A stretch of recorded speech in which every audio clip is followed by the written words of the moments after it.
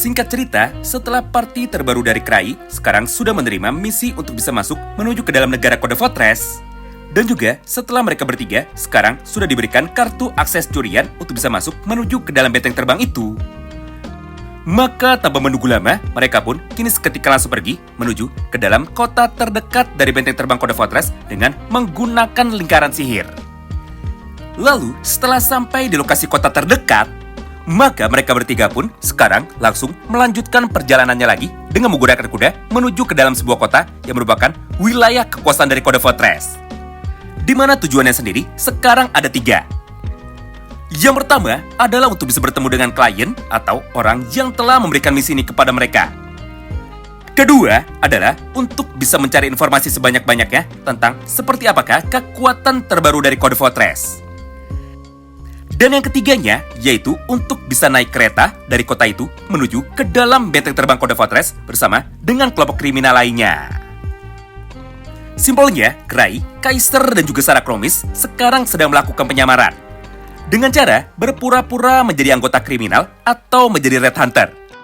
Karena hanya dengan cara seperti itulah, maka mereka pun jadi bisa berbaur dengan orang-orang lainnya yang sekarang kebetulan akan pergi juga menuju ke dalam Kode Fortress.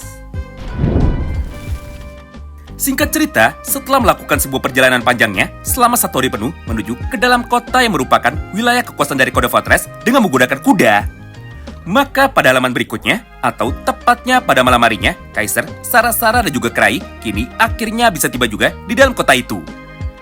Di mana secara penampilan, kota ini nampak sangat tertutup dari luar. Serta isinya hanyalah kelompok dari para bandit yang kebetulan sekarang sedang direkrut oleh para bangsawan dari Kode Fortress untuk bisa menjadi pasukan baru mereka. Nah, di momen itulah, Krai pun akhirnya langsung berkata kepada teman-temannya bahwa supaya misi di kota ini bisa cepat selesai, maka Krai pun meminta Kaiser dan juga Sarah untuk dapat bisa segera bergerak demi bisa mencari informasi dengan menggunakan cara mereka masing-masing. Jadi sebagai gantinya, Krai pun akan berjalan sendirian untuk dapat pergi melihat-lihat isi dari kota ini karena Krai kebetulan sangat penasaran. Namun, belum sempat, Krai memutuskan untuk bisa bergerak dari tempatnya. Maka, Kaiser pun sekarang sudah mampu bergerak lebih dulu untuk dapat bisa melakukan tugasnya. Di mana di dalam praktiknya, Kaiser pun segera memutuskan untuk bisa berlari secepat cahaya. Dengan niat untuk bisa mencari dan juga menangkap salah satu pasukan dari para bandit ini supaya dia bisa langsung bertanya kepada mereka. Melihat kelakuan barbar dari Kaiser barusan, Krai pun kini seketika langsung memberikan peringatannya bahwa Kaiser tidak boleh membunuh orang lain. Karena pada dasarnya mereka pun sedang berada di tempat terbuka. Jadi jika ada yang melihat dan juga melaporkan kejadian ini menuju ke dalam Kode Fortress yang kebetulan sedang melayang tepat di atas kepala mereka, maka secara otomatis Kode Fortress pun akan langsung menembakkan sinar lasernya untuk bisa membunuh semua orang tanpa ada satupun yang terkecuali. Gampangnya, terdapat peraturan tidak tertulis di dalam kota ini, yaitu semua orang tidak boleh ada yang bertarung di jalanan atau di tempat yang dapat dilihat oleh kamera pengawas milik benteng terbang Kode Fortress. Mendengar ucapan itu dari Krai, Kaiser pun sekarang langsung mengerti. Hingga tanpa menunggu lama, Kaiser pun segera menyeret para bandit ini untuk bisa masuk ke dalam sebuah bar. Barulah di tempat itu, Kaiser segera bertanya lagi kepada mereka tentang informasi terbaru dari Kode Fortress. Menyaksikan semua itu di depan matanya, bandit yang baru saja ditangkap oleh Kaiser ini, dia pun sekarang langsung berkata kepada mereka bahwa para bangsawan dari keluarga Kode sekarang sedang mengumpulkan banyak sekali petarung terkuat dari kalangan para Hunter Merah atau Red Hunter. Di mana di dalam praktiknya, Kode Fortress telah membagikan banyak sekali ID card kepada para kriminal untuk dapat digunakan supaya mereka bisa masuk menuju ke dalam negara mereka. Gara-gara itulah, akhir-akhir ini jumlah para kriminal yang sekarang ada di kota ini otomatis menjadi semakin meningkat. Karena faktanya, mereka semua sangat tertarik untuk bisa pergi ke dalam Kode Fortress dengan tujuan untuk bisa menjadi semakin kuat dan juga dengan tujuan untuk bisa bekerja. Di momen itulah, Kaiser pun kini seketika langsung mengerti. Namun, karena bandit yang baru saja ditangkap ini adalah bandit dengan level rendah, maka informasi yang bisa digali oleh Kaiser sekarang hanya sedikit. Oleh karena itu, Kaiser pun sekarang segera meminta izin kepada Krai untuk dapat bisa berkeliling kota ini. Karena dengan cara seperti itu, Kaiser pun bisa mencari bandit dengan level yang lebih tinggi untuk bisa dimintai informasi lebih dalam lagi. Sementara itu, respon yang sangat mirip sekarang juga dapat kita lihat dari sudut pandang Sarah Kromis. Di mana di dalam praktiknya, tepat setelah Kaiser sekarang sudah pergi dengan menggunakan kecepatan cahayanya, maka Sarah Kromis pun sekarang langsung berkata kepada Cry. Ketua, aku juga sudah berkeliling. Tapi sepertinya area ini adalah area bagi para bandit level rendah. Karena setelah aku tanya mereka semua, informasinya ternyata sama seperti Kaiser. Jadi dengan begitu, aku pun sekarang akan pergi ke pusat kota. Karena jika aku mencari informasi di sana, maka seharusnya akan ada banyak hunter level tinggi yang nantinya bisa memberi aku informasi lebih banyak lagi. Mendengar ucapan itu dari Sarah Kromis, Cry pun otomatis langsung menjadi sangat terkejut. Mengingat kenyataannya, sejak tadi Sarah selalu berada di sampingnya. Jadi, Cry pun sangat penasaran sejak kapan Sarah sudah pergi berkeliling, padahal dia sama sekali tidak bergerak dari tempatnya. Di momen itulah, Sarah pun langsung menjelaskan kepada Cry bahwa sekarang sudah malam hari. Jadi, gara-gara itu, dia pun bisa menggunakan kekuatannya untuk dapat mengirimkan pasukan hantu malamnya demi dapat menguping pembicaraan dari semua orang. Melihat dan juga mendengar semua penjelasan itu dari Sarah Kromis, Cry pun sekarang hanya bisa bengong. Lalu di dalam hatinya, Cry pun langsung berkata sebagai berikut.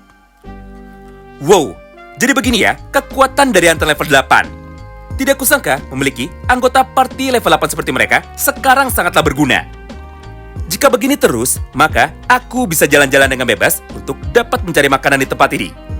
Karena untuk sekarang, aku harus mengisi tenagaku sebelum naik ke atas negara benteng terbang. Nah, mulai dari sanalah, Cry, Sarah, dan juga Kaiser kini akhirnya seketika langsung berpencar untuk dapat melakukan tugasnya masing-masing. Singkat cerita, tepat ketika Cry sekarang sudah sampai, menuju ke dalam sebuah bangunan gudang yang kebetulan berada di ujung jalanan utama tadi, maka di momen yang sama itulah, Cry pun kini seketika langsung disambut dengan kemunculan pasukan para bandit kuat yang sejak tadi sebenarnya sudah mengikutinya dari belakang.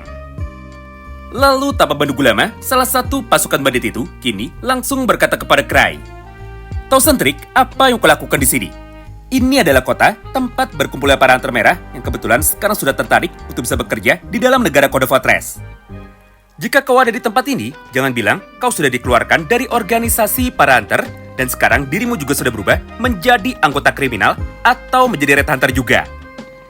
Jika benar begitu, aku pun tidak heran, karena kau itu adalah hunter yang sangat brutal dan juga hunter yang sangatlah luar biasa kuat. Ditambah, kemana semua teman-temanmu? Apakah jangan-jangan di dalam party dari Grieving Soul hanya kau saja yang sekarang sudah dibuang oleh mereka?" Tidak hanya itu, karena masih pada halaman yang sama, bandit tanpa nama ini sekarang kembali melanjutkan semua perkataannya lagi kepada Cry. Dengar tahu Sentrik, gara-gara perbuatan dari dirimu, semua anggota partiku sekarang jadi masuk penjara. Untungnya, aku berhasil kabur lebih dulu sebelum pada akhirnya bisa diselamatkan oleh anggota dari bandit baru ini. Jadi, jika dirimu sekarang sendirian di tempat ini, maka ini adalah kesempatan yang tepat untuk dapat bisa melakukan pembalasan. Mendengar ucapan panjang tersebut dari bandit tanpa nama ini, Cry pun kini seketika langsung berkata, "Hah? Kayaknya kau salah orang deh. Aku bukan Tahu Sentrik. Aku ini hanyalah kriminal biasa saja yang sekarang cuma mau jalan-jalan demi dapat mencicipi kue yang ada di kota ini. Jadi untuk sekarang, aku akan titik. Sayangnya, belum sempat Cry bisa melanjutkan semua perkataannya. Maka dari arah belakangnya itu, sekarang tiba-tiba saja sudah muncul 5 orang kelompok bandit lagi yang kebetulan mereka pun langsung berteriak kepada Cry. "Woi, bocah! Jadi, kau adalah orang yang telah menjebloskan teman-teman dari anggota baruku menuju ke dalam penjara. Kalau begitu, aku tidak akan bisa tinggal diam. Karena pada dasarnya, kami tidak akan pernah membiarkan lawan dari kami pergi tanpa diberikan pelajaran lebih dulu. Oleh karena itu, ayo sekarang ikut aku masuk ke dalam gudang. Karena jika kita bertarung di jalanan, maka Code Fortress nantinya akan bisa melihat." Di momen itulah, Cry pun awalnya sempat menolak. Namun, karena sudah telanjur dikepung, maka tanpa menunggu lama, Cry pun kini seketika langsung bersedia untuk dapat bisa mengikuti mereka. Menarik ya, ketika mereka sekarang sudah sampai di dalam markas daripada bandit ini, maka Cry pun kini seketika langsung berkata kepada mereka, Tunggu dulu. Gini-gini, aku adalah mantan hunter level 8. Jadi, jika kalian mau cari gara-gara sama aku, maka lebih baik kalian pikir-pikir dulu. Jadi, ini adalah peringatan terakhirku. Karena aku sama sekali tidak ingin menyakiti kalian dengan menggunakan kekuatanku. Mendengar semua ucapan itu dari Krai, awalnya pasukan para bandit ini hanya tertawa. Mengingat menurut mereka, Tausan Trik yang terkenal itu bisa menjadi kuat karena bantuan dari kekuatan relik. Namun, karena sekarang Krai terlihat tidak membawa satupun relik tipe senjata, maka secara otomatis mereka pun jadi sama sekali tidak takut. Bahkan di dalam dialognya, mereka pun justru malah berkata seperti ini kepada Krai. Dengar, jangan kira dirimu bisa menakut-nakuti kami. Kami ini bandit dari keluarga Dontan yang terkenal sudah bisa mengalahkan party level 6 dari ibu kota negara Zeburudia. Yang artinya, kekuatan dari kami semua jauh lebih kuat daripada kebanyakan bandit lainnya. Oleh karena itu, kami akan membunuhmu di sini demi bisa membalaskan dendam dari anggota baruku ini. Nah, di momen itulah, anggota baru dari kelompok bandit ini awalnya sempat memberikan peringatan kepada teman-temannya. Bahwa sebenarnya tujuan awal dari dia hanyalah untuk bisa menakut-nakuti Krai, bukan untuk bisa bertarung beneran. Karena kenyataannya, menurutnya, jika mereka nekat untuk bisa bertarung melawan Krai, maka sudah jelas mereka pun tidak akan pernah bisa menang. Tapi masalahnya, peringatan dari anggota baru ini sekarang semuanya sudah terlambat. Mengingat di dalam praktiknya, ketua dari kelompok bandit Dontan ini sekarang sudah berniat untuk dapat bisa menghabisi nyawa dari Krai. Sementara itu, respon yang sangatlah berbanding terbalik sekarang justru malah dapat kita lihat dari sudut pandang Krai. Di mana di dalam hatinya, Krai pun sekarang malah tertawa sambil berkata seperti ini kepada mereka.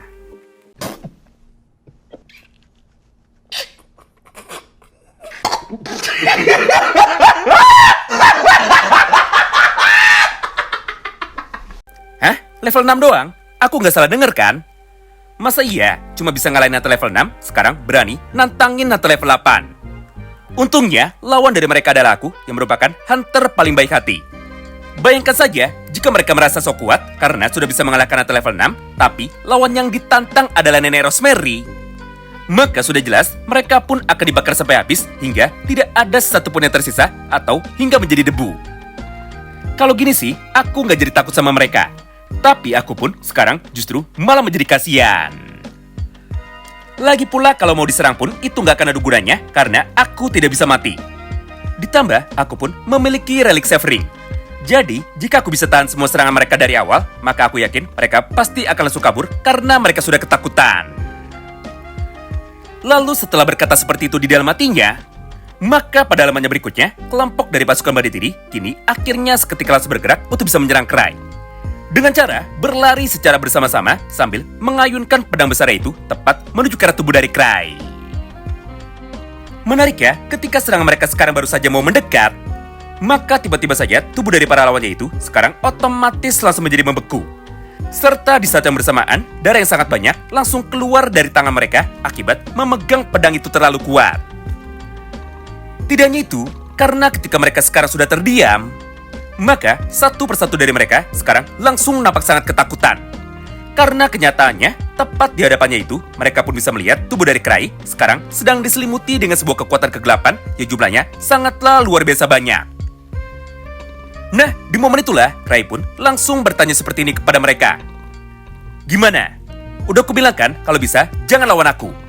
Kalau begini, kalian mau menyerah saja atau sekarang masih mau dilanjutkan?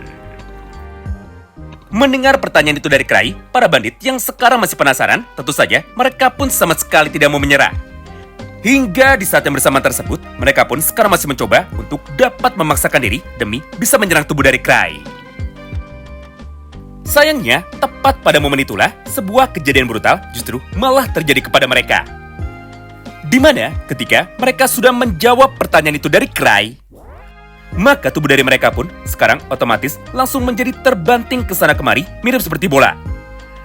Lalu setelah terpental tanpa berhenti, maka satu persatu bagian tubuh dari mereka sekarang langsung menjadi patah. Sampai pada akhirnya mereka pun kini langsung terkapar di jalanan tanpa bisa bergerak sama sekali. Menyaksikan semua itu di depan matanya, Krai pun kini seketika langsung mencoba untuk dapat bisa menghampiri mereka. Serta dengan sangat santai, Krai pun saat ini langsung berkata, Ya, memang sih, dengan serangan barusan, kalian tidak akan langsung mati. Karena tubuh dari kalian sekarang sudah diperkuat dengan kekuatan mana. Tapi meskipun begitu, kalian sudah terluka dengan sangat parah. Ditambah, darah kalian pun sejak tadi terus keluar tanpa berhenti. Jadi dengan begini, aku harap urusan dari kita semuanya sudah selesai. Karena untuk sekarang, aku sedang sibuk untuk bisa cari makanan. Nah, jika kalian penasaran mengenai seperti apa kondisi aslinya, maka beginilah bunyi dialog asli yang kebetulan sekarang ada di dalam novelnya. Tangan dan juga kakinya patah menuju ke arah yang tidak wajar. Ditambah, dia pun sempat terlempar beberapa meter. Lalu, sisa anak buahnya yang tadi sudah mencoba untuk bisa kabur, tiba-tiba saja mereka pun langsung tumbang di tengah jalanan tanpa ada satupun yang bisa berdiri, serta darah pun mulai mengalir untuk bisa mewarnai jalanan utama dari kota ini. Wow, menarik banget ya.